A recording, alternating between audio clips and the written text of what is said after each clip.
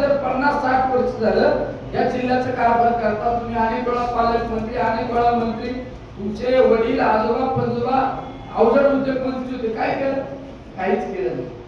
काही नाही केलं, फक्त टीका टिप्पणी करायची. माझ्या दुसरा काय आरोप केला?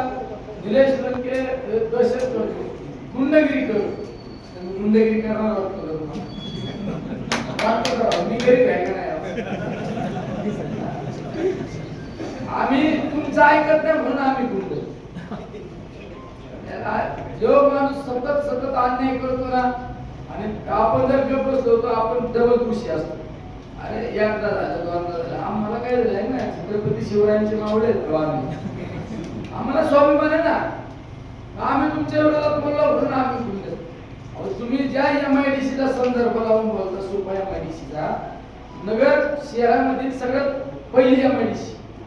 आज नगर MIDC चं काय चित्र पहा बरं. नगर MIDC बाकाच आहे.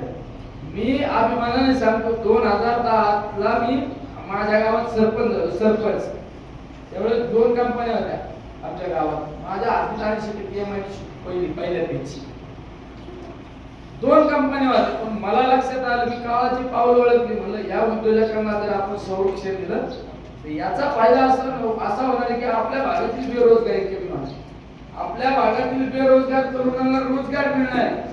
हे काळाचे पाऊल ओळखले आणि कंपन्या उद्योजकांना संरक्षण दिलं.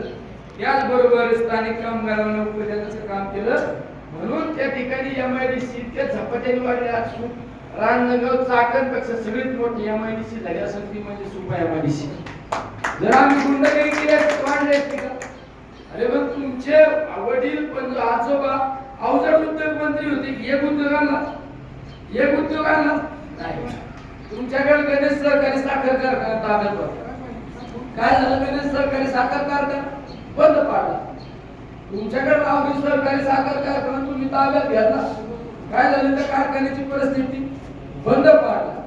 आणि तुम्ही सांगता का एखाद्या गरीब घराण्याच्या ज्याची परिस्थिती सक्षम नाही त्यांनी राजकारण नाही करायचं, गरिबांनी राजकारण नाही करायचं. म्हणजे मग तुम्ही राजकारण करायचं. कारण गरिबांनी राजकारण केलं तर गरीब भ्रष्टाचार करतो असं त्यांचं म्हणणं. काय? गरीब भ्रष्टाचार करतो असं त्यांचं म्हणणं आहे. दुसऱ्या बाजूने काय सांगितलं? ज्याला इंग्लिश बोलता येत इंग्लिश बोललं पाहिजे. अरे आम्ही गरीबाचे, आम्हाला माझी इच्छा होती ना इंग्लिश मीडियम मध्ये शिक्षण घेतलं पाहिजे.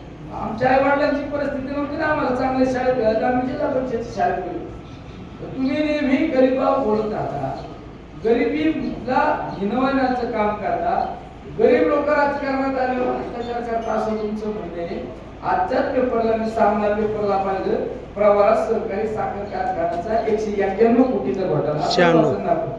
196 ना, 196 कोटीचा घोटाळा पेपरला आताच वाचलं. म्हणजे प्रवारात सहकारी साखर कारखाना सगळ्यात पहिला कारखाना, 191 कोटीचा घोटाळा जमवतो. मग कोण?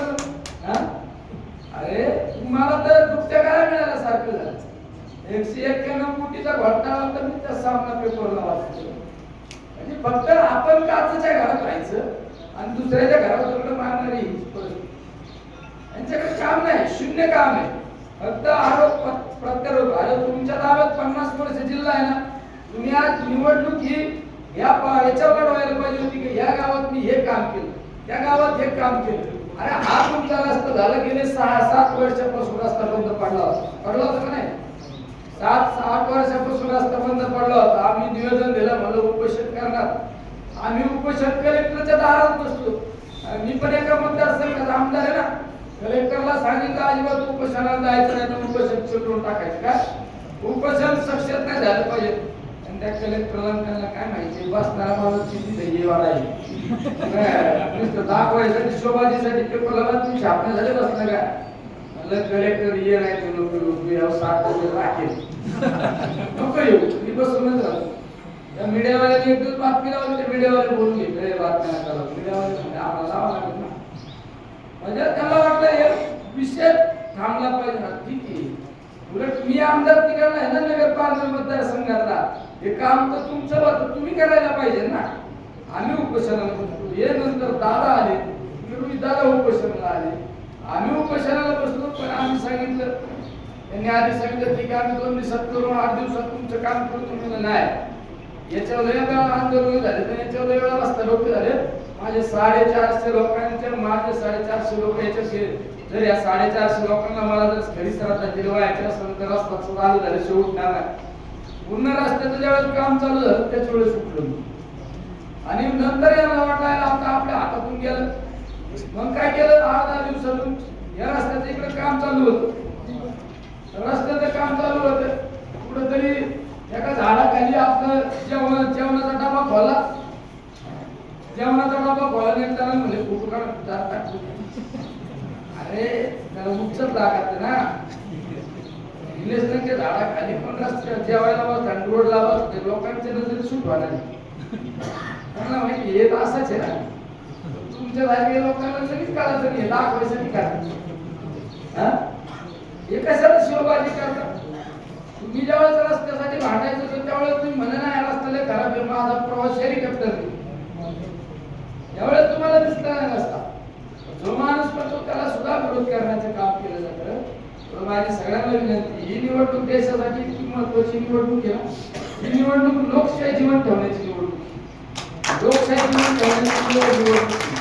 डॉक्टर बाबासाहेब आंबेडकरांनी घटना लिहिली, ही निवडणूक सगळ्यात महत्वाची. लोकशाही राहती का नाही हा प्रश्न आहे. म्हणजे माणूस जर एखादा विरोधात बोलला तर त्याची चौकशी लागेल.